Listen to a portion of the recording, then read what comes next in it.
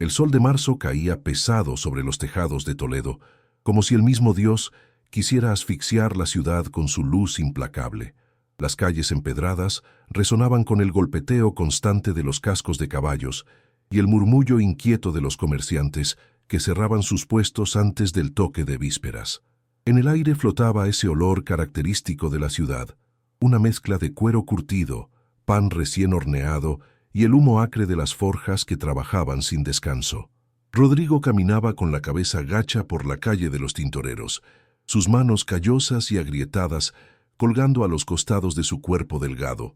A sus 32 años parecía llevar sobre los hombros el peso de 60 inviernos. Su túnica de lana basta, manchada de tierra y sudor, le identificaba como lo que era: un siervo sin tierras propias, un hombre atado a la voluntad de otros. «¡Rodrigo!». La voz áspera de Tomás le hizo detenerse. Su amigo salió de entre las sombras de un callejón estrecho, mirando nerviosamente hacia ambos lados de la calle. Tomás era más joven, apenas 25 años, pero sus ojos ya habían perdido ese brillo de esperanza que alguna vez tuvieron. «No deberías estar aquí», susurró Rodrigo, sintiendo cómo el miedo comenzaba a enroscarse en su estómago como una serpiente fría. «Si te ven conmigo...». «Escúchame bien». Tomás le agarró del brazo con fuerza desesperada. «El padre Bernardo habló esta mañana con el párroco. Tu nombre salió, Rodrigo. Alguien te ha denunciado». El mundo pareció tambalearse bajo los pies de Rodrigo. La denuncia. Esa palabra tenía el poder de destruir vidas enteras en Toledo, especialmente en estos tiempos donde el Santo Oficio de la Inquisición había extendido sus raíces por toda Castilla como una planta venenosa. ¿Quién? Apenas pudo articular la pregunta. Dicen que fue Martín, el hijo del molinero. Afirma que te escuchó hablar en contra de la iglesia, que dijiste que los diezmos eran un robo y que los inquisidores no servían a Dios, sino al oro. Rodrigo sintió cómo la bilis subía por su garganta. Sí, había dicho esas palabras, pero solo una vez, en un momento de rabia después de ver cómo el inquisidor Alonso de la Serna ordenaba enterrar vivo a un anciano por negarse a confesar un pecado que jamás cometió. Las palabras le habían salido del alma, amargas como el vinagre, mientras compartía un jarro de vino con otros siervos en la oscuridad de un establo. «Martín estaba allí esa noche», murmuró Rodrigo, sintiendo cómo la traición le atravesaba como un cuchillo.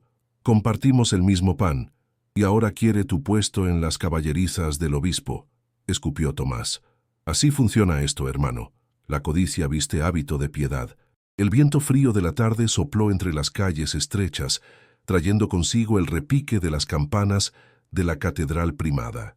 Era la hora nona, y con ella llegaba también el recordatorio del poder absoluto que la iglesia ejercía sobre cada alma en Toledo.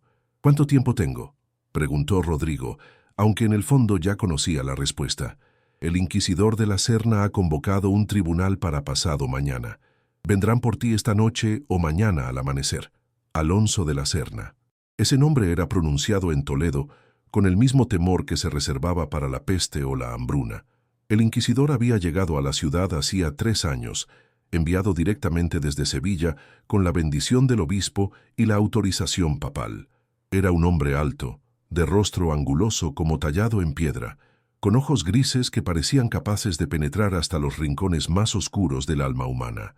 Pero lo que realmente aterrorizaba de la Serna no era su apariencia ni su posición, sino su método. Mientras otros inquisidores preferían la hoguera o el potro de tortura, él había perfeccionado un castigo que consideraba más apropiado para quienes negaban sus pecados: el entierro en vida. Los condenados eran colocados en ataúdes estrechos, apenas con espacio para respirar, y enterrados en el cementerio del convento de San Clemente. Algunos duraban horas gritando bajo tierra, otros días enteros, hasta que el silencio finalmente los reclamaba. «Tienes que huir, Rodrigo». La voz de Tomás sonaba urgente. «Esta misma noche. Yo puedo conseguirte un caballo». «¿Y mi madre?», interrumpió Rodrigo. «Tiene 60 años y está enferma. Si huyo de la Serna, irá por ella. Ya lo has visto hacer eso antes». El silencio que siguió fue pesado como una losa de mármol. Ambos hombres sabían que era verdad. El inquisidor aplicaba la culpa por asociación con fervor metódico. Si el acusado huía, sus familiares pagaban el precio. Entonces, Tomás no pudo terminar la frase.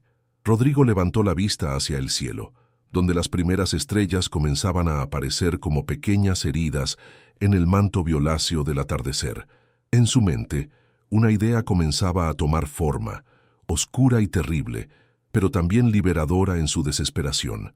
«Hay otra manera», dijo finalmente, su voz apenas un susurro. «Una manera de que ni mi madre ni yo suframos su castigo». «¿De qué hablas?». Rodrigo miró a su amigo con una intensidad que hizo que Tomás retrocediera un paso.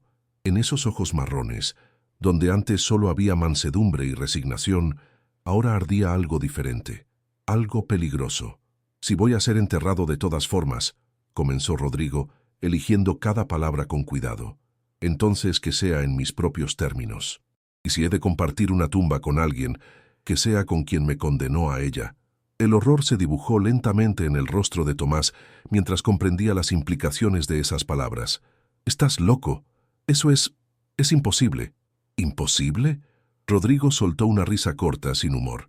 «Trabajo en el cementerio de San Clemente 2 veces por semana, cavando tumbas para el convento. Conozco cada palmo de esa tierra sagrada. Conozco los horarios de los monjes, dónde guardan las herramientas, qué secciones están reservadas para los clérigos de alto rango. Rodrigo, escúchate. Estás hablando de... Estoy hablando de justicia». La voz de Rodrigo se endureció. «Alonso de la Serna ha enterrado vivos a 12 hombres en los últimos 2 años, 12 almas que gritaron bajo tierra mientras él rezaba tranquilamente en la capilla. He visto a las viudas llorar. He escuchado a los niños preguntar por qué papá no vuelve a casa. Y ahora me toca a mí». Se acercó más a Tomás, bajando aún más la voz. «Pero hay algo que de la Serna no sabe, algo que nadie sabe. Ese hombre está enfermo. Lo he visto toser sangre en un pañuelo cuando cree que nadie lo observa. Lo he visto tomar tisanas de hierbas amargas que el boticario prepara solo para los moribundos. No le queda mucho tiempo. ¿Y qué pretendes? ¿Esperar a que muera para bailar sobre su tumba?». «No». Rodrigo negó con la cabeza, y en sus labios se dibujó una sonrisa que no llegó a sus ojos. «Pretendo que, cuando llegue su hora, cuando lo traigan al cementerio de San Clemente para darle sepultura, como al digno inquisidor que todos creen que es, descubran que su tumba ya está ocupada, que yo llegué primero, y que lo he estado esperando». El plan era una locura, un acto de venganza tan retorcido, que Tomás no podía creer que estuviera saliendo de la boca de Rodrigo, el mismo hombre que había compartido su pan con mendigos y que nunca había levantado la mano contra nadie. «Te atraparán, te torturarán hasta la muerte». «Quizás», admitió Rodrigo, «pero si desaparezco antes de que vengan por mí, si no pueden encontrarme, entonces no podrán acusar a mi madre. Pensarán que huí, y con el tiempo me olvidarán. Hay asuntos más importantes para un inquisidor que perseguir a un siervo fugitivo. ¿Y luego qué? Vivirás escondido en una tumba abierta, esperando a que de la Serna muera. Podría tardar meses, incluso años». «No lo hará». Rodrigo habló con una certeza escalofriante. «Lo he visto, Tomás. La muerte ya le ha marcado. 2 meses, tal vez 3. Y yo puedo esperar ese tiempo. Tengo que hacerlo». Tomás quiso argumentar, quiso sacudir a su amigo y hacerle ver la demencia de su plan. Pero cuando miró esos ojos llenos de determinación desesperada, comprendió que Rodrigo ya había tomado su decisión. No había vuelta atrás. «¿Qué necesitas de mí?», preguntó finalmente, su voz resignada. «Comida, agua, una manta y tu silencio. Lo tendrás todo». Los 2 hombres se abrazaron en ese callejón oscuro de Toledo, mientras las sombras de la noche comenzaban a tragarse la ciudad. Ninguno de ellos podía saber que ese abrazo sería el último que compartirían en vida, ni que el plan de Rodrigo estaba destinado a convertirse en la leyenda más oscura que los muros de Toledo jamás presenciarían. Esa noche, mientras la ciudad dormía bajo un manto de estrellas indiferentes, Rodrigo hizo sus preparativos. Visitó a su madre por última vez, besó su frente arrugada y le susurró palabras de consuelo que sabía que eran mentiras. Le dijo que tenía que viajar a Segovia por trabajo, que volvería pronto. Ella, con esa intuición que solo las madres poseen, le acarició el rostro con manos temblorosas y le dijo: «Que Dios te proteja, hijo mío, y que te perdone por lo que estás a punto de hacer. Rodrigo se preguntó cómo podía saberlo, pero no hizo preguntas. Simplemente la abrazó una última vez y salió hacia la noche. El convento de San Clemente se alzaba en las afueras de la ciudad, rodeado por un cementerio que se extendía como un mar de cruces de madera y piedra bajo la luz de la luna. Rodrigo conocía el lugar mejor que su propia casa. Había cavado tumbas allí desde que era un adolescente, siguiendo los pasos de su padre, quien había hecho el mismo trabajo hasta que la espalda se le quebró como una rama seca. Con la pala que había escondido días antes bajo un montón de hojas secas, Rodrigo comenzó a cavar. Eligió un lugar en la sección reservada para los clérigos de alto rango, justo donde sabía que un inquisidor como de la Serna sería enterrado. La tierra estaba dura, todavía congelada por los últimos coletazos del invierno, pero Rodrigo cavó con la fuerza que da la desesperación. Cavó durante horas, bajo las estrellas frías e indiferentes, mientras el sudor empapaba su túnica a pesar del frío cortante. Cavó hasta que sus manos sangraron, hasta que sus músculos gritaron en agonía. Cavó como si estuviera excavando no solo una tumba, sino un portal hacia una justicia que el cielo le había negado. Cuando el primer rayo de sol tocó el horizonte, la tumba estaba terminada. Era profunda, más profunda de lo necesario. Y en su fondo, Rodrigo había dejado espacio suficiente no para uno, sino para dos cuerpos. Con la ayuda de Tomás, bajó las provisiones, fardos de tela para protegerse del frío, odres de agua sellados, carne seca y pan duro que podría durar semanas. También bajó una pequeña lámpara de aceite, aunque sabía que tendría que usarla con moderación en la oscuridad sofocante de la tierra. «Esta es tu última oportunidad de cambiar de idea», dijo Tomás mientras ayudaba a Rodrigo a descender a la tumba. «No hay vuelta atrás», respondió Rodrigo. «Cubre la entrada con ramas y tierra suelta. Hazlo parecer una tumba vieja y abandonada. Y Tomás, cuida de mi madre. Lo haré.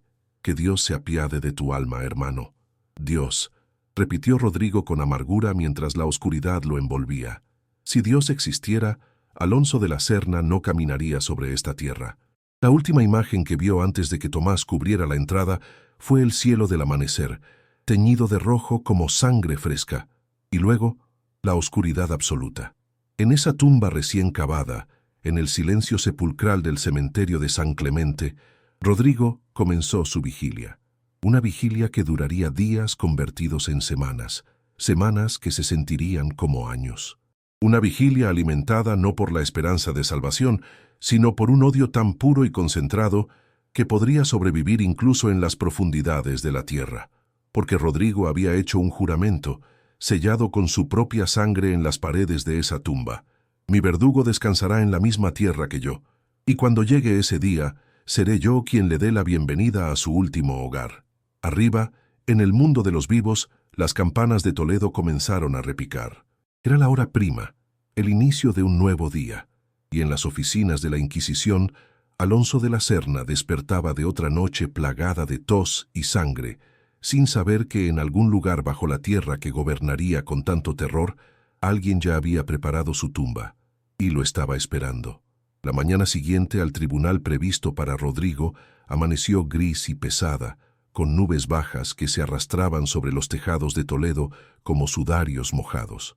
En la residencia del Santo Oficio, un edificio de piedra que había sido convento, antes de ser convertido en sede del terror inquisitorial, Alonso de la Serna se ajustaba su hábito negro mientras miraba por la ventana hacia la ciudad que gobernaba con puño de hierro. «¿Dónde está el acusado?». Su voz resonó en la sala de audiencias vacía, fría como el mármol de las losas bajo sus pies. Fray Gaspar, su secretario, un hombre pequeño y nervioso con ojos de ratón, se retorció las manos antes de responder. «Desaparecido, Su Excelencia. Los guardias fueron a buscarlo a su hogar antes del alba, tal como ordenasteis. No había nadie. La madre dice que partió hace 2 noches hacia Segovia por trabajo en las caballerizas del obispo».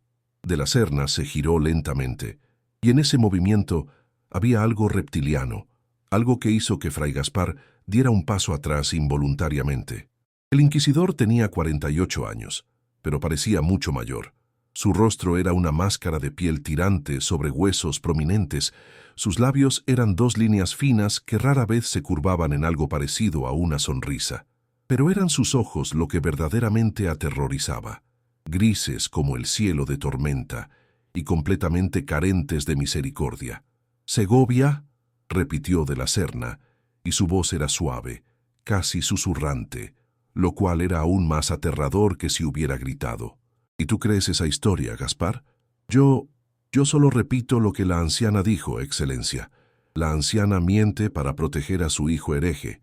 De la Serna caminó hacia una mesa donde descansaba un cáliz de plata y un crucifijo. «Pero no importa. Los que huyen llevan su culpa escrita en la espalda como una marca de fuego. Que corra, que se esconda en los confines de Castilla si quiere. La Inquisición tiene brazos largos y memoria eterna». El inquisidor tomó el cáliz y bebió un sorbo de agua. Inmediatamente, una tos violenta lo sacudió, doblándolo por la cintura. Fray Gaspar vio cómo su superior sacaba un pañuelo de lino blanco y lo presionaba contra sus labios. Cuando lo apartó, había manchas rojas en la tela. «¿Os sentís bien, Excelencia? Puedo llamar al físico». «No necesito ningún físico». La voz de la Serna se elevó como un látigo. «Es solo el frío de estas mañanas húmedas. Nada más». Pero ambos sabían que era mentira. La enfermedad había comenzado 6 meses atrás, poco después de que de la Serna ordenara el entierro de un hereje que, según rumores, había maldecido al inquisidor con sus últimas palabras bajo tierra. Al principio era solo una tos ocasional, luego sangre en el pañuelo y ahora el inquisidor apenas podía subir las escaleras sin quedarse sin aliento. «Emitid una orden de búsqueda», ordenó de la Serna, recuperando la compostura. «Que se registren todas las posadas en el camino a Segovia. Interrogad a los viajeros, a los mercaderes. Alguien debe haberlo visto». «Será hecho, Excelencia». Fray Gaspar hizo una reverencia y se retiró apresuradamente, aliviado de escapar de la presencia opresiva de su superior. Cuando se quedó solo, Alonso de la Serna se acercó nuevamente a la ventana. Sus ojos recorrieron la ciudad de Toledo, desde las torres de la catedral hasta las murallas que abrazaban la ciudad como brazos protectores.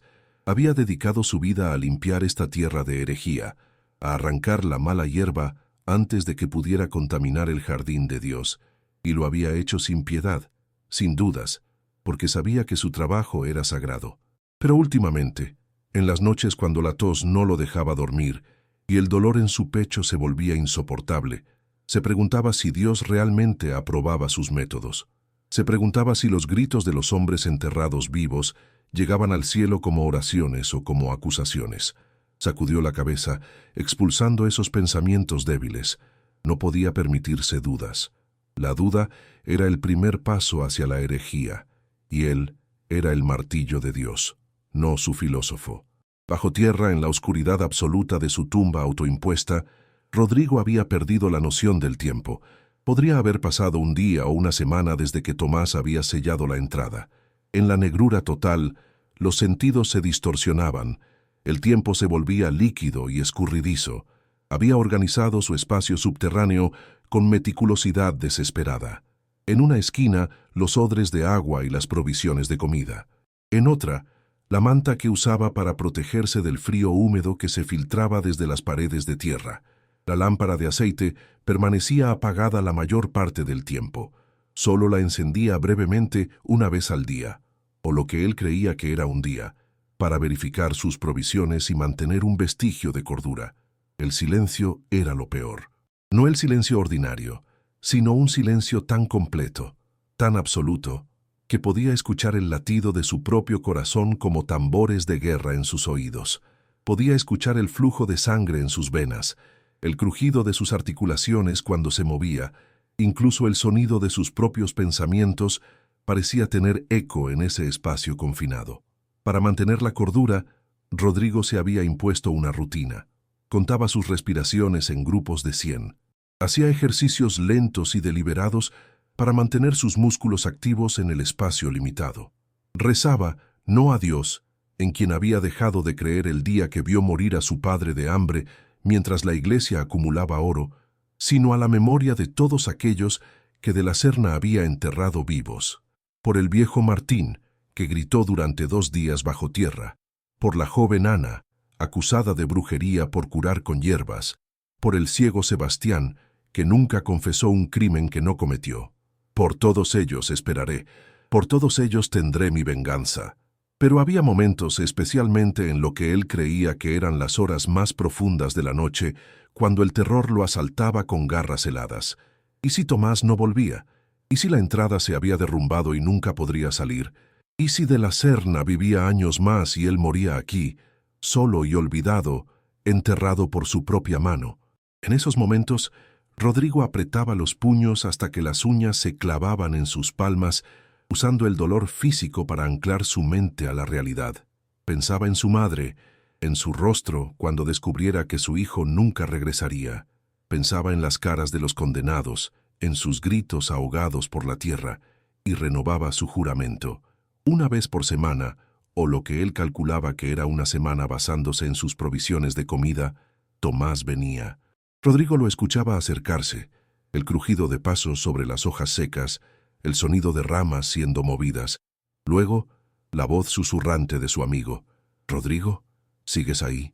«Aquí estoy», respondía él, y su propia voz le sonaba extraña después de días de silencio.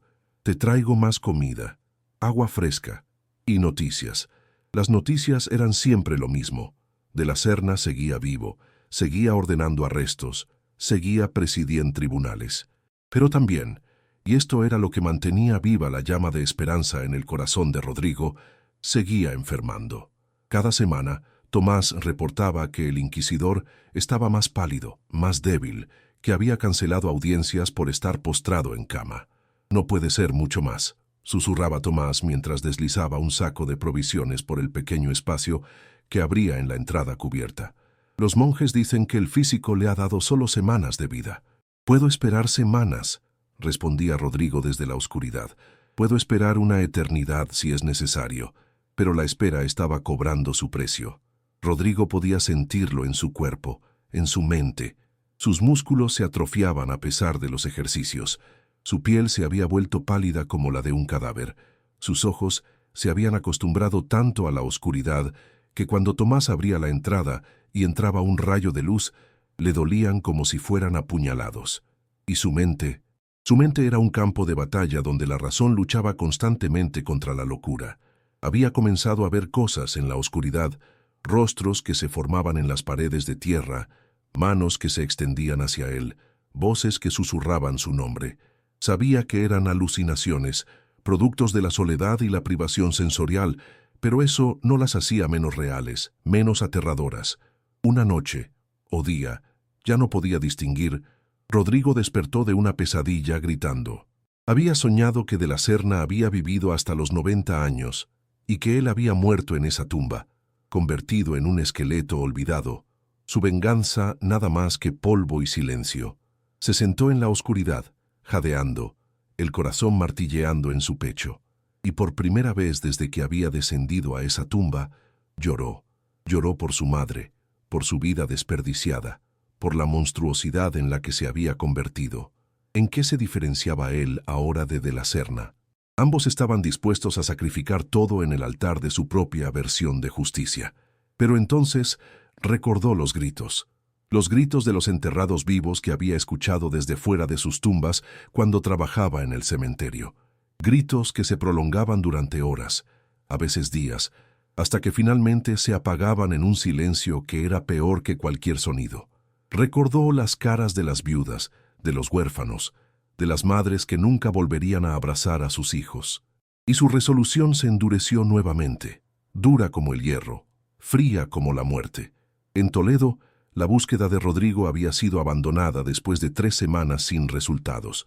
Los guardias habían registrado el camino a Segovia, habían interrogado a posaderos y mercaderes, pero el ciervo parecía haberse evaporado como el rocío matutino. Algunos decían que había huido a Portugal, otros que había muerto en el camino y su cuerpo había sido devorado por lobos.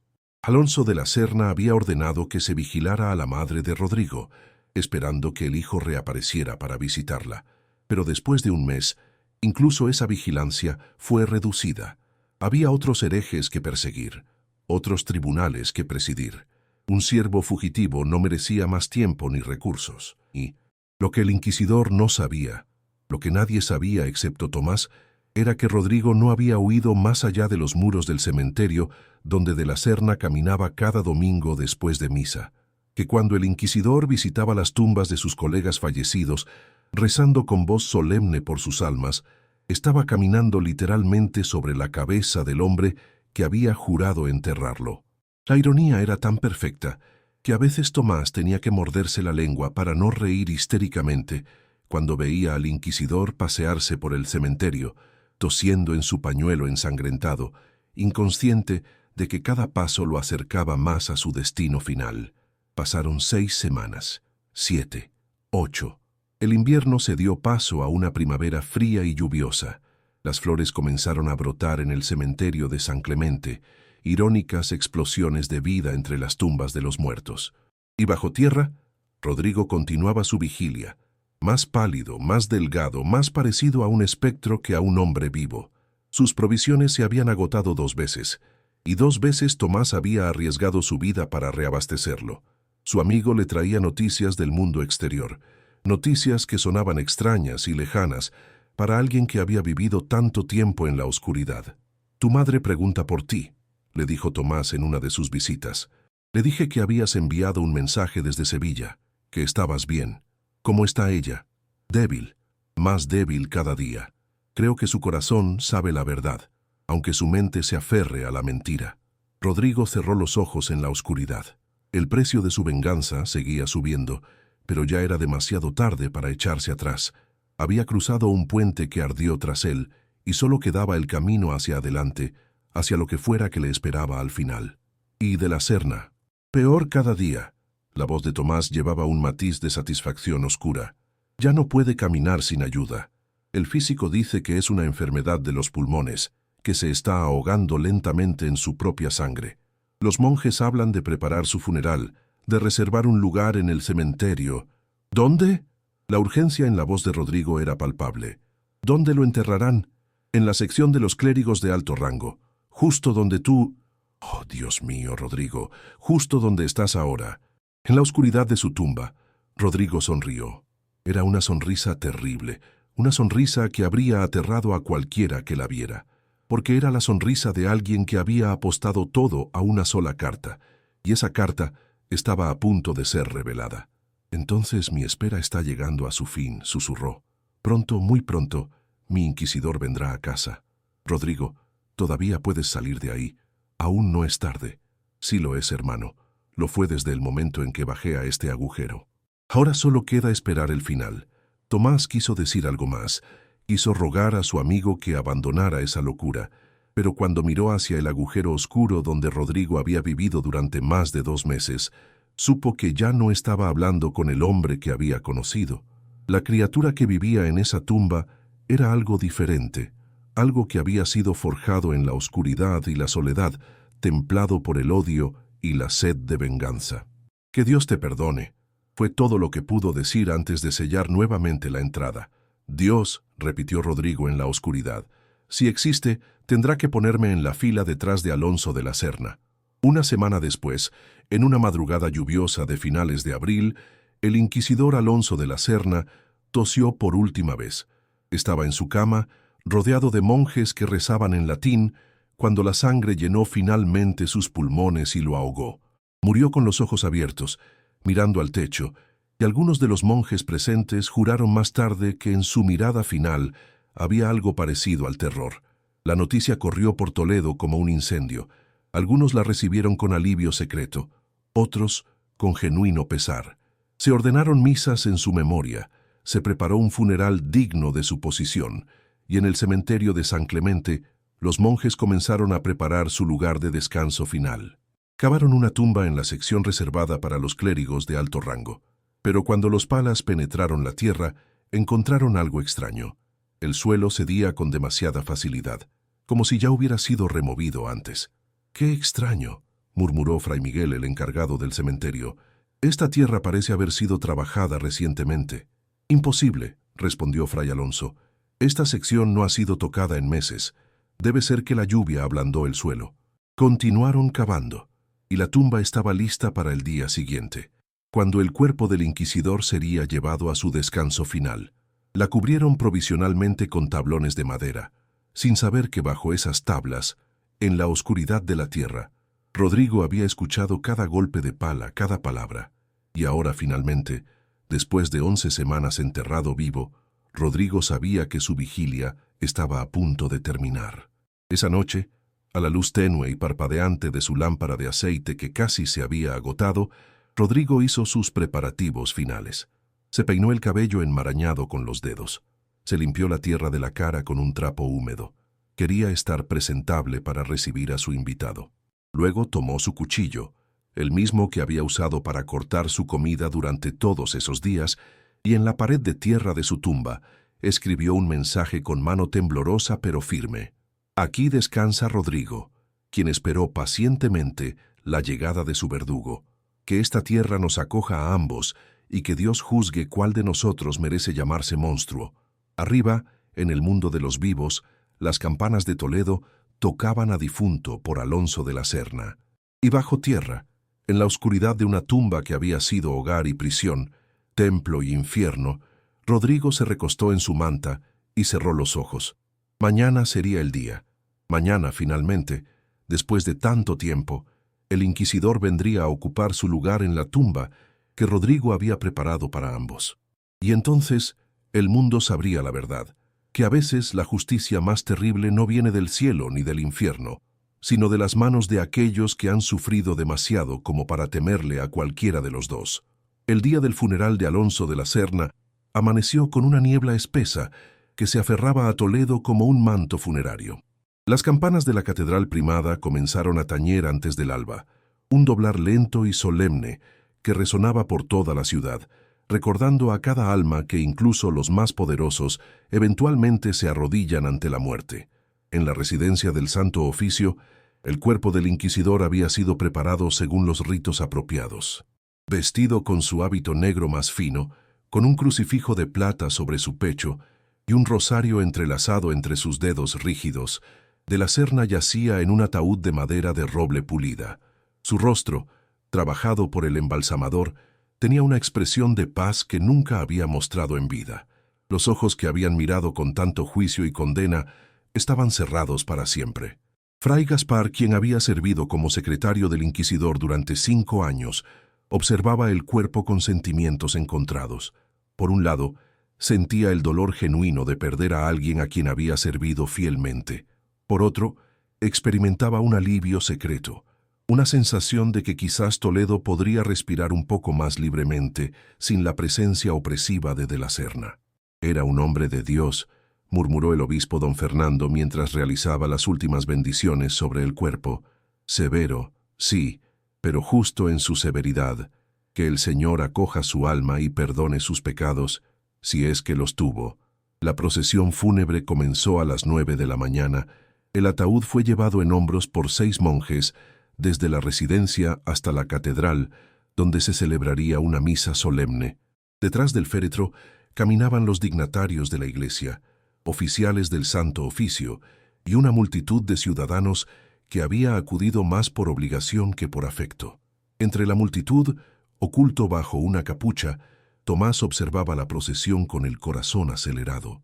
Sabía lo que vendría después de la misa, sabía lo que aguardaba en el cementerio de San Clemente. La noche anterior, Rodrigo le había hablado por última vez a través de la pequeña abertura en la tumba. Mañana, cuando bajen su cuerpo, sabrán que estuve esperando, había dicho Rodrigo, su voz más un susurro rasposo después de tanto tiempo en silencio. Quiero que estés allí, Tomás. Quiero que seas testigo de que al menos un hombre se atrevió a mirar al inquisidor a los ojos, incluso en la muerte. ¿Y después?, había preguntado Tomás. ¿Qué pasará contigo? La risa de Rodrigo desde la oscuridad había sido escalofriante. Después, hermano, yo también habré encontrado mi paz. Una paz oscura y fría, pero paz al fin. Ahora, mientras la procesión avanzaba lentamente por las calles empedradas, Tomás sentía que llevaba un peso insoportable sobre los hombros. Era cómplice de algo monstruoso, algo que desafiaría todas las leyes de Dios y de los hombres, pero también sabía que no delataría a su amigo. No después de todo lo que Rodrigo había soportado, La misa en la catedral duró 2 horas. El obispo habló extensamente sobre las virtudes del difunto, sobre su dedicación inquebrantable a la erradicación de la herejía, sobre su piedad y su celo por la fe. Las palabras resonaban en las bóvedas góticas y algunos de los presentes asentían con solemnidad, mientras otros mantenían sus rostros cuidadosamente inexpresivos. Cuando finalmente la misa terminó y el ataúd fue levantado nuevamente, la procesión se dirigió fuera de las murallas de la ciudad, hacia el convento de San Clemente y su cementerio adyacente. La niebla se había espesado aún más, y el aire olía a tierra húmeda y a las flores silvestres que crecían entre las tumbas. El cementerio de San Clemente era un lugar sombrío incluso en los días más soleados. Ahora, envuelto en niebla y con el cielo gris como plomo sobre las cabezas de los presentes, parecía la entrada misma al purgatorio. Las cruces de madera y piedra se alzaban como dedos acusadores hacia el cielo indiferente, y el único sonido era el crujido de las hojas bajo los pies de los dolientes y el graznido ocasional de los cuervos que habitaban en los cipreses. Fray Miguel, el encargado del cementerio, guió la procesión hacia la tumba preparada. Era un hombre de 60 años, encorvado por décadas de cavar y enterrar a los muertos, con manos tan callosas que parecían hechas de cuero viejo. Había presenciado cientos de funerales en su vida, pero algo en este día le hacía sentir inquieto, como si la tierra misma estuviera conteniendo el aliento. «Aquí es», anunció, señalando la tumba cubierta con tablones, «en el lugar de honor, como corresponde a un siervo tan distinguido de la iglesia». Los 6 monjes que cargaban el ataúd se acercaron al borde de la tumba. 2 más tomaron posición con cuerdas gruesas de cáñamo que se usarían para bajar el féretro. Era un proceso que habían realizado innumerables veces, mecánico en su familiaridad. El obispo comenzó a recitar las últimas oraciones, su voz monótona elevándose en el aire húmedo. De profundis clamavi ad te, Domine, Domine, exaudi vocem meam. Mientras las oraciones continuaban, los tablones que cubrían la tumba fueron retirados. La abertura oscura quedó expuesta, como una boca hambrienta esperando ser alimentada. Los monjes aseguraron las cuerdas bajo el ataúd, preparándose para el descenso.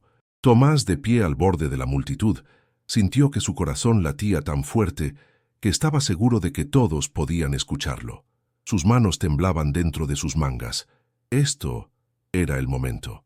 Después de 11 semanas de espera infernal, todo estaba a punto de revelarse. «Desciendan el cuerpo», ordenó el obispo. Los monjes comenzaron a soltar las cuerdas lentamente, dejando que el ataúd bajara centímetro a centímetro hacia la oscuridad de la tumba. El pesado féretro de roble descendía con movimientos lentos y controlados, balanceándose ligeramente. 3 metros, 4 metros, y entonces algo salió mal. El ataúd se detuvo abruptamente, como si hubiera golpeado algo sólido. Los monjes que manejaban las cuerdas se miraron confusos. «¿Qué sucede?», preguntó el obispo con irritación. «No lo sé, Su Excelencia», respondió uno de los monjes. «Parece que hay algo en el fondo que bloquea el descenso». Fray Miguel se acercó al borde de la tumba y se asomó, entrecerrando los ojos para ver en la oscuridad. «Imposible», murmuró. «Yo mismo supervisé la excavación. Estaba completamente vacía». «Bajen una antorcha», ordenó el obispo. «Necesitamos ver qué está obstruyendo». Uno de los monjes más jóvenes, Fray Domingo, tomó una antorcha encendida y, sujetándola firmemente, comenzó a descender por una escalera de mano que habían colocado al lado de la tumba para este propósito. Los presentes se apiñaron alrededor del borde, curiosidad y inquietud mezclándose en sus rostros. Fray Domingo llegó al fondo y levantó la antorcha para iluminar el espacio. Lo que vio hizo que la sangre se le helara en las venas. El grito que salió de su garganta fue tan agudo, tan lleno de terror puro, que hasta los cuervos en los árboles levantaron vuelo en bandadas negras y ruidosas. «Madre de Dios, Madre Santísima de Dios». El joven monje soltó la antorcha, que cayó al suelo de la tumba, y comenzó a trepar por la escalera con una desesperación frenética, casi cayéndose en su prisa por escapar de lo que había visto. Cuando emergió, su rostro estaba blanco como la cal, y sus manos temblaban incontrolablemente. «¿Qué viste, hijo?», preguntó el obispo agarrándolo por los hombros. «¿Qué hay ahí abajo?». Fray Domingo no podía hablar. Solo señalaba hacia la tumba con un dedo tembloroso, su boca abierta en un grito silencioso. Varios de los monjes más ancianos se miraron entre sí con creciente alarma. Fray Miguel, armándose de valor, tomó otra antorcha y descendió él mismo. Era un hombre que había visto muchas cosas en su larga vida al servicio de los muertos, pero nada, absolutamente nada, lo había preparado para lo que sus ojos contemplaron en el fondo de esa tumba. La antorcha iluminó una escena sacada de las pesadillas más oscuras. En el fondo de la tumba, medio enterrado en la tierra suelta, había un espacio excavado, y en ese espacio, rodeado de los restos de provisiones, odres vacíos, trapos sucios, restos de comida podrida, yacía el cuerpo de un hombre. Pero no era simplemente un cuerpo. El hombre estaba en una posición imposible, antinatural. Estaba de espaldas, con los brazos extendidos hacia arriba, las palmas abiertas hacia el cielo como si estuviera esperando recibir algo, o a alguien. Su piel estaba pálida como el mármol, estirada sobre los huesos de manera que hacía que su rostro pareciera una calavera viviente. Los ojos estaban cerrados, hundidos en las cuencas. El cabello, largo y enmarañado, se extendía alrededor de su cabeza como un halo oscuro. Pero lo más aterrador, lo que hizo que Fray Miguel sintiera que sus rodillas flaqueaban, era lo que estaba escrito en las paredes de tierra de la tumba. Palabras grabadas con un cuchillo, algunas recientes, otras claramente más antiguas, formando un diario macabro de la espera del hombre. Día 1. He descendido. Ahora comienza mi vigilia. Día 7. El silencio es un océano. Me ahogo en él. Día 21. Escuché sus pasos sobre mi cabeza. Está cerca. Día 45. Ya no sé quién soy. Solo sé por qué estoy aquí. Día 77. Pronto. Puedo sentirlo. La muerte lo está llamando. Y finalmente, escrito en letra más grande, más reciente, había un mensaje que hizo que Fray Miguel cayera de rodillas. Bienvenido a casa, inquisidor. Te he estado esperando. Esta tumba fue cavada para dos y ahora ambos descansaremos juntos por toda la eternidad. Que Dios nos juzgue a ambos. Bajo el mensaje, grabado profundamente en la tierra, había una huella de mano. Una mano ensangrentada que había sido presionada contra la pared con tanta fuerza que había dejado surcos en la tierra compacta. Fray Miguel trepó fuera de la tumba con piernas temblorosas, su rostro reflejando el horror de lo que había presenciado. Cuando emergió, el obispo lo agarró del brazo. «¿Qué hay allí? Habla, por el amor de Cristo». Hay un hombre», logró decir Fray Miguel. «Un hombre muerto, o no sé si está muerto. Está en el fondo de la tumba. Que hay escrituras en las paredes. Dice que ha estado esperando al inquisidor». Un murmullo de horror recorrió la multitud reunida. Algunos se persignaron, otros retrocedieron como si el mismo demonio estuviera en la tumba. «¿Quién es?», demandó el obispo. «¿Quién es ese hombre?». Fray Gaspar, el antiguo secretario de la Serna, se adelantó con rostro sombrío. Se arrodilló al borde de la tumba, miró hacia la oscuridad iluminada por la antorcha caída, y su rostro palideció cuando reconoció los rasgos esqueléticos del hombre en el fondo. «Es Rodrigo», susurró, «el siervo, el que desapareció hace 3 meses, el que el inquisidor de la Serna iba a juzgar por herejía». El silencio que siguió fue absoluto. Incluso el viento pareció detenerse, como si toda la naturaleza estuviera conteniendo el aliento ante la revelación de lo que había ocurrido. «¿Estás diciendo», la voz del obispo temblaba, «que este hombre ha estado viviendo, esperando, en una tumba abierta durante 3 meses? ¿Esperando la muerte del inquisidor?» «Eso parece, su excelencia», respondió Fray Gaspar. El obispo se acercó al borde y miró hacia abajo. A la luz parpadeante de la antorcha, pudo ver el cuerpo esquelético de Rodrigo, sus brazos extendidos en esa posición de espera eternal, y las palabras grabadas en las paredes de tierra. Esto es una abominación», murmuró. «Una blasfemia contra todo lo sagrado». «¿Está vivo?», preguntó alguien de la multitud. Fray Miguel negó con la cabeza lentamente. «No lo sé, no me atreví a tocarlo, pero si lo está, no puede llevar mucho más tiempo así. Está más muerto que vivo». Entre la multitud, Tomás cerró los ojos, lágrimas silenciosas rodando por sus mejillas. Su amigo había cumplido su juramento. Había esperado, Había soportado lo inimaginable y ahora yacía en la tumba que había cavado para sí mismo y para su verdugo. «Saquen ese cuerpo de inmediato», ordenó el obispo, su voz recuperando autoridad. «No permitiré que un hereje blasfemo comparta tierra sagrada con un servidor de la iglesia». Varios monjes descendieron con cuerdas.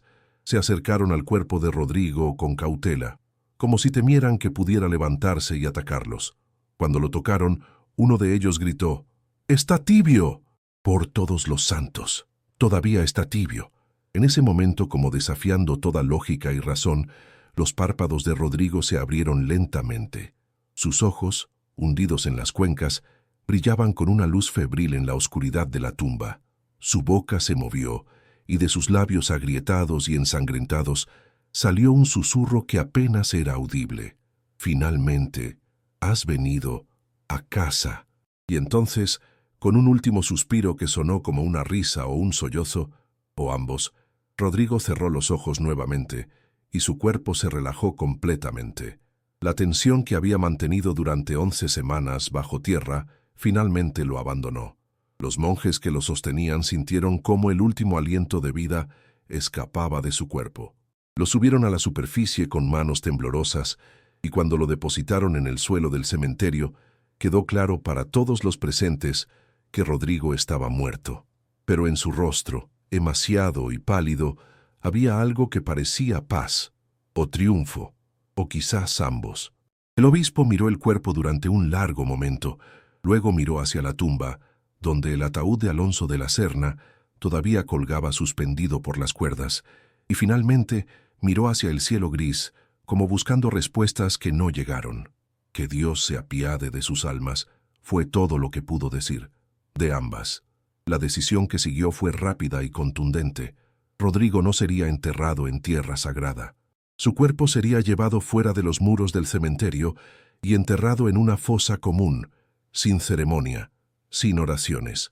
Era el castigo para los herejes, los suicidas y los condenados. Pero antes de que pudieran llevarse el cuerpo, Tomás se adelantó. Se arrodilló junto a su amigo muerto y en voz lo suficientemente alta para que todos escucharan dijo: «Este hombre no era un hereje. Era un hombre que sufrió una injusticia tan terrible que prefirió enterrarse vivo antes que dejar que su verdugo descansara en paz». Que cada uno de ustedes se pregunte, ¿qué clase de justicia era la que impartía el inquisidor de la Serna si llevó a un hombre bueno a convertirse en esto? El silencio que siguió fue incómodo, cargado de verdades no dichas.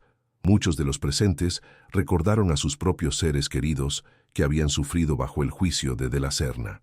Recordaron los gritos desde las tumbas de los enterrados vivos, los juicios sin misericordia, el terror constante que había envuelto a Toledo durante los últimos 3 años. «Llévense ese cuerpo», ordenó el obispo, pero su voz ya no sonaba tan segura. «Y terminemos con este funeral. Ya ha sido profanado suficiente». El ataúd de la Serna fue finalmente bajado al fondo de la tumba, sobre la tierra donde Rodrigo había yacido esperando.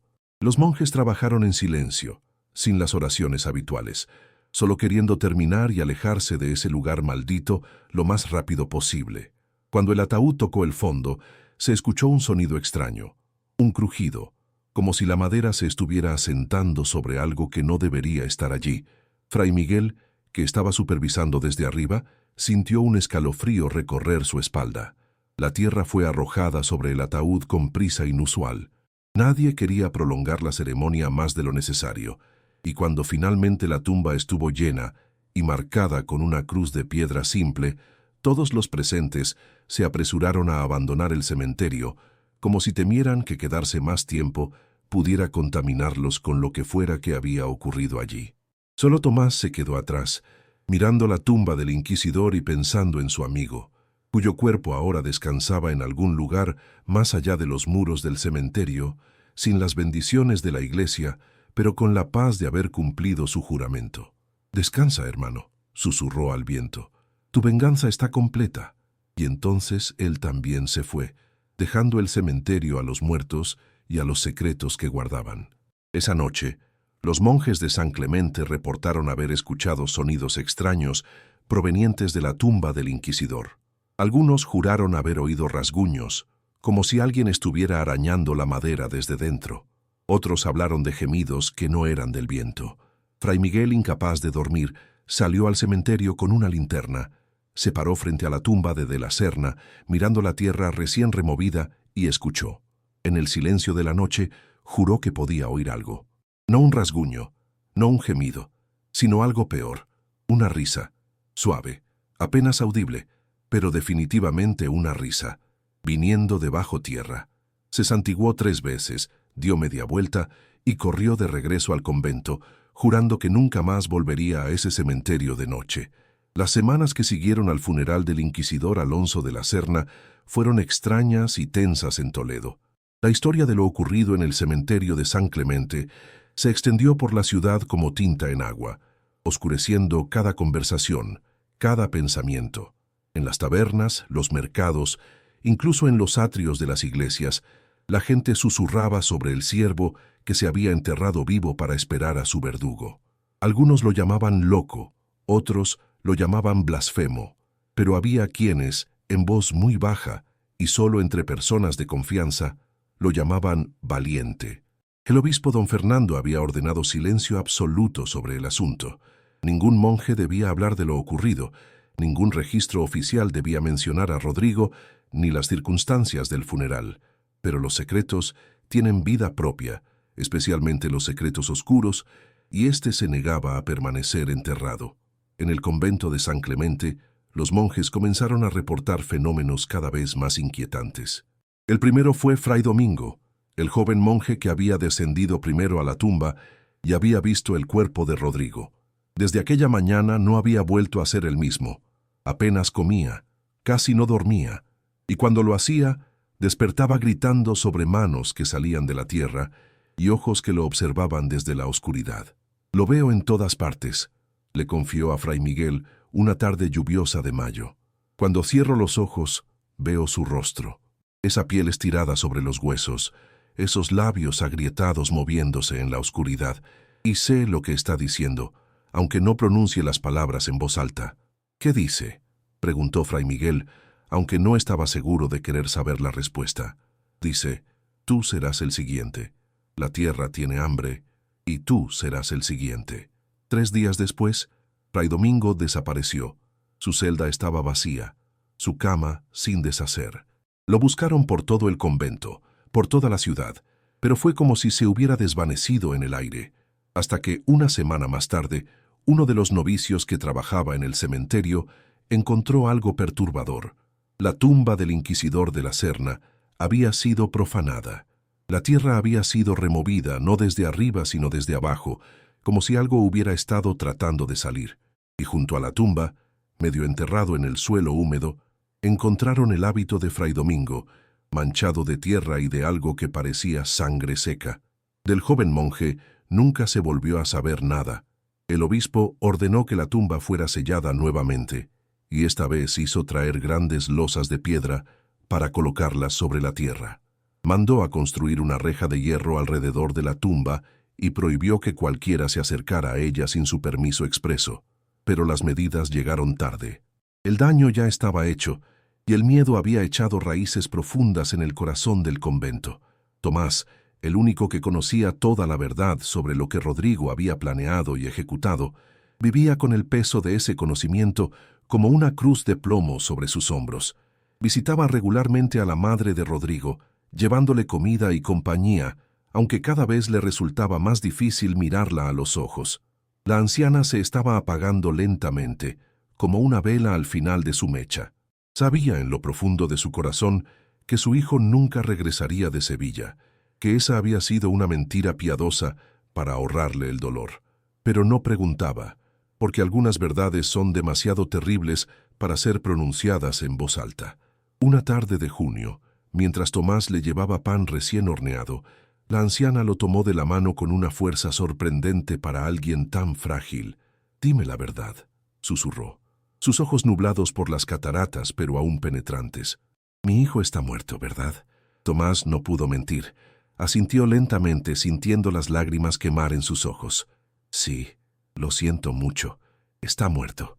La anciana cerró los ojos y una lágrima solitaria rodó por su mejilla arrugada. ¿Sufrió? Tomás pensó en las 11 semanas que Rodrigo había pasado bajo tierra, en la oscuridad absoluta, esperando.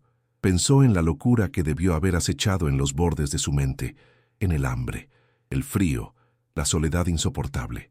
No, mintió suavemente. Fue rápido, no sufrió.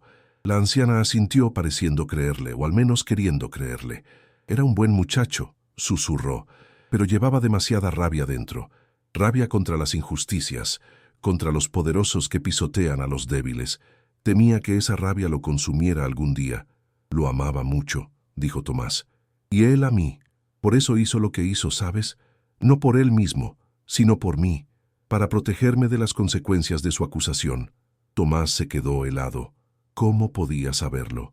Había sido tan cuidadoso de no revelar nada. La anciana sonrió débilmente, como si pudiera leer sus pensamientos. Soy su madre. Lo llevé en mi vientre, lo crié, lo conocí mejor que a mí misma. Sé que no huyó como un cobarde. Mi Rodrigo jamás habría hecho eso. Lo que hizo, fuera lo que fuera, lo hizo con coraje. Un coraje terrible y oscuro, pero coraje al fin. Murió 3 días después, en su sueño, con una expresión de paz en el rostro. Tomás pagó por un funeral modesto y se aseguró de que fuera enterrada en tierra bendita, algo que a su hijo le había sido negado. Era lo mínimo que podía hacer. En el cementerio de San Clemente, los fenómenos extraños continuaban.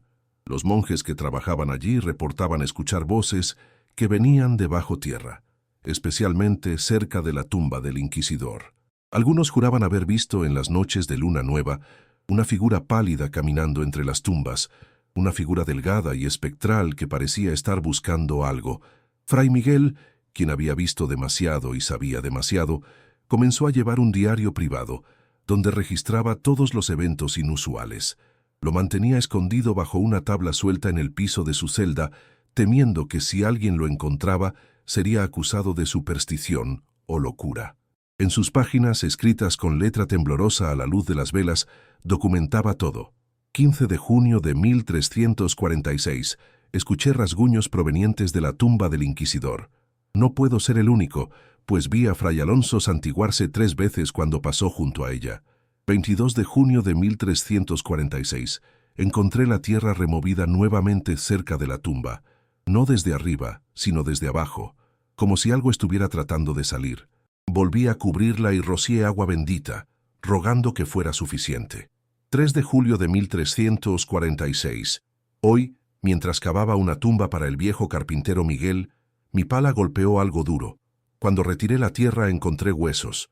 Huesos humanos, pero no en posición de entierro. Estaban desparramados, como si alguien los hubiera arrojado ahí sin cuidado. Los volví a enterrar rápidamente, sin decir nada a nadie. 10 de julio de 1346. No puedo seguir en silencio. He visto demasiado. Esta noche, después de vísperas, decidí hacer algo que sé que está prohibido. Decidí abrir la tumba del inquisidor. La entrada en su diario correspondiente a esa noche era la más larga y la más perturbadora. Fray Miguel había esperado hasta que todos los monjes estuvieran durmiendo. Armado solo con una pala, una linterna y más valor del que sabía que poseía, se dirigió al cementerio bajo un cielo sin luna. La oscuridad era absoluta, rota solo por la débil luz de su linterna, que proyectaba sombras danzantes entre las tumbas.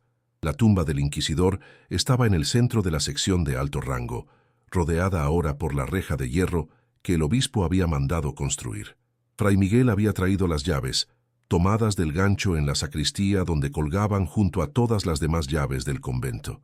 Sus manos temblaban tanto que le tomó 3 intentos abrir el candado. Cuando finalmente lo logró, la reja se abrió con un chirrido que sonó ensordecedor en el silencio de la noche. Fray Miguel se detuvo, esperando que alguien viniera a investigar el sonido, pero el convento permaneció en silencio. Comenzó a cavar. La tierra estaba suelta, demasiado suelta para haber sido compactada hacía solo 2 meses. Era como si ya hubiera sido removida recientemente. Esta observación hizo que un escalofrío recorriera su espalda, pero continuó. Cavó durante lo que parecieron horas, aunque probablemente fueron solo 30 minutos. Sus músculos, endurecidos por años de trabajo en el cementerio, conocían bien el ritmo de la pala contra la tierra. Pero esta vez Cada golpe parecía resonar con un eco extraño, como si la tierra misma estuviera hueca debajo. Finalmente, su pala golpeó madera, el ataúd. Fray Miguel limpió la tierra de la tapa del féretro, revelando la madera de roble oscurecida por la humedad del suelo. Por un momento se detuvo, preguntándose si realmente quería ver lo que había dentro. Pero había llegado demasiado lejos para detenerse ahora. Con un pie de cabra que había traído, comenzó a forzar la tapa. Los clavos gemían al ser arrancados, sonidos que parecían gritos en la quietud de la noche. Cuando finalmente la tapa cedió, Fray Miguel la levantó lentamente, levantando su linterna para iluminar el interior. Lo que vio le hizo soltar un grito ahogado. El cuerpo del inquisidor de la Serna estaba allí, vestido aún con su hábito negro y con el crucifijo sobre su pecho. Pero no estaba solo. Había marcas en el interior de la tapa del ataúd, arañazos profundos en la madera, como si alguien hubiera estado tratando de salir desde dentro. Pero eso era imposible. De la Serna había sido embalsamado, había estado muerto cuando fue colocado en el ataúd. Y sin embargo, ahí estaban las marcas, claras, innegables, aterradoras. Pero eso no era lo peor. Lo peor era que el cuerpo no estaba solo en el ataúd. Había algo más, una mano humana, pálida y delgada, que parecía emerger de debajo del cuerpo del inquisidor, como si alguien más estuviera compartiendo ese espacio estrecho. Los dedos estaban extendidos, como si estuvieran agarrando algo o tratando de trepar. Fray Miguel se inclinó más cerca, sin poder creer lo que veía en sus ojos. La mano estaba manchada de tierra y de algo oscuro que podría haber sido sangre seca, y en la muñeca, apenas visible bajo la manga desgarrada de una túnica de ciervo, había un tatuaje que Fray Miguel reconoció. Era el mismo que Rodrigo había llevado en vida, una pequeña cruz tosca que su madre le había marcado cuando era niño para protegerlo de los males. «No puede ser», susurró Fray Miguel, retrocediendo. «Enterramos su cuerpo fuera del cementerio. Él no puede estar aquí. No puede...» Pero la mano estaba allí, real, sólida, imposible de negar. Y entonces, mientras Fray Miguel miraba horrorizado, los dedos de esa mano se movieron. Fue apenas un movimiento, una contracción casi imperceptible, pero Fray Miguel lo vio. Los dedos se curvaron lentamente, como si estuvieran tratando de agarrar algo, y entonces, toda la mano comenzó a moverse, tirando, arrastrándose, tratando de salir desde debajo del cuerpo del inquisidor. Fray Miguel no se quedó a ver más. Soltó la linterna, que cayó en la tumba abierta, y se apagó al golpear el ataúd. Trepó fuera del agujero con una agilidad que no había mostrado en años, corrió hacia el convento sin mirar atrás, sin detenerse, con el corazón golpeando tan fuerte en su pecho que pensó que explotaría. Solo cuando estuvo dentro de su celda, con la puerta cerrada y barricada, con todas las velas encendidas y un crucifijo apretado contra su pecho, se atrevió a respirar. Nunca volvió al cementerio de noche. Nunca terminó de llenar esa tumba que había abierto. Y aunque vivió otros 20 años, nunca habló con nadie sobre lo que había visto esa noche. Solo lo escribió en su diario, en páginas que sellaron y escondió con un conjuro de protección escrito en los márgenes. Los años pasaron. Toledo continuó con su vida, y la historia de Rodrigo y el inquisidor de la Serna se convirtió en leyenda, en algo que se susurraba en las noches oscuras para asustar a los niños o para advertir sobre los peligros de la venganza desmedida. El convento de San Clemente fue abandonado 30 años después, en 1376, cuando una plaga arrasó la región y los monjes huyeron o murieron. El cementerio cayó en el descuido, las cruces se pudrieron, las lápidas se cubrieron de musgo y enredaderas. Pero incluso décadas después, incluso siglos después, la gente evitaba pasar cerca de ese lugar, especialmente al caer la noche. Los viajeros que acampaban en las cercanías reportaban escuchar sonidos extraños, rasguños que venían de bajo tierra, risas que no tenían fuente visible, y a veces, en las noches más oscuras, el sonido de alguien cavando, siempre cavando. En el siglo XVIII, cuando Toledo experimentó un renacimiento urbano, se propuso construir nuevas viviendas en el terreno donde una vez estuvo el cementerio de San Clemente. Los trabajadores comenzaron a excavar los cimientos, pero se detuvieron cuando encontraron los restos del antiguo camposanto. Entre las tumbas olvidadas y los huesos dispersos, encontraron una tumba en particular que llamó su atención. Estaba marcada con una losa de piedra desgastada por el tiempo, con una inscripción casi borrada pero aún legible. Aquí yace Alonso de la Serna, inquisidor de Toledo. Que Dios tenga misericordia de su alma. 298-346. El capataz de la obra decidió que todas las tumbas debían ser exhumadas y los restos trasladados a un osario apropiado. Cuando llegaron a la tumba del inquisidor y comenzaron a abrirla, encontraron algo que los dejó perplejos. El ataúd estaba intacto, sorprendentemente bien preservado después de más de 400 años. Pero cuando lo abrieron para verificar el contenido antes de trasladarlo, los trabajadores retrocedieron con gritos de horror. Dentro del ataúd no había uno, sino 2 esqueletos. Los huesos estaban entrelazados de una manera imposible, como si 2 personas hubieran estado abrazadas o luchando en ese espacio estrecho. Era imposible determinar dónde terminaba uno y comenzaba el otro. Los cráneos estaban uno frente al otro, las cuencas oculares vacías mirándose eternamente, y en las paredes interiores del ataúd, arañazos, profundos surcos en la madera, como si ambos cuerpos hubieran estado vivos cuando fueron sellados dentro, tratando desesperadamente de escapar. El capataz ordenó que la tumba fuera sellada nuevamente inmediatamente. No se trasladó al osario. En cambio, fue enterrada bajo 3 metros de concreto y nunca se habló oficialmente de lo que había sido encontrado. El proyecto de construcción fue abandonado una semana después cuando 3 trabajadores diferentes reportaron haber visto la misma aparición. Un hombre delgado y pálido, vestido con ropas de siervo medieval, caminando entre los escombros al atardecer. El hombre los miraba con ojos hundidos y una sonrisa que no transmitía alegría, sino algo mucho más oscuro. El terreno permaneció vacío durante décadas más, hasta que finalmente, en el siglo XX, fue convertido en un parque público. Los toledanos modernos pasean por allí sin saber qué descansa bajo sus pies, sin conocer la historia del ciervo que se enterró vivo para esperar a su verdugo. Pero a veces, especialmente en las noches sin luna, cuando el viento sopla frío desde las colinas circundantes, la gente que camina por ese parque reporta sensaciones extrañas. Una opresión en el pecho, como si el aire fuera más pesado allí, una sensación de ser observado desde abajo, desde las profundidades de la tierra, y ocasionalmente, muy ocasionalmente, alguien jura haber escuchado algo que sale del suelo bajo sus pies, el sonido de alguien cavando, siempre cavando, esperando. En el año 2015, durante unas obras de renovación del sistema de alcantarillado, bajo ese mismo parque en Toledo, los trabajadores descubrieron una cámara subterránea que no aparecía en ningún mapa. Era parte del antiguo cementerio del convento de San Clemente, preservada accidentalmente por un colapso estructural que la había sellado durante siglos.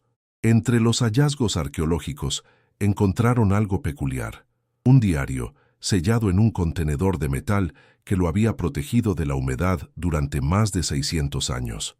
Era el diario de Fray Miguel, el encargado del cementerio.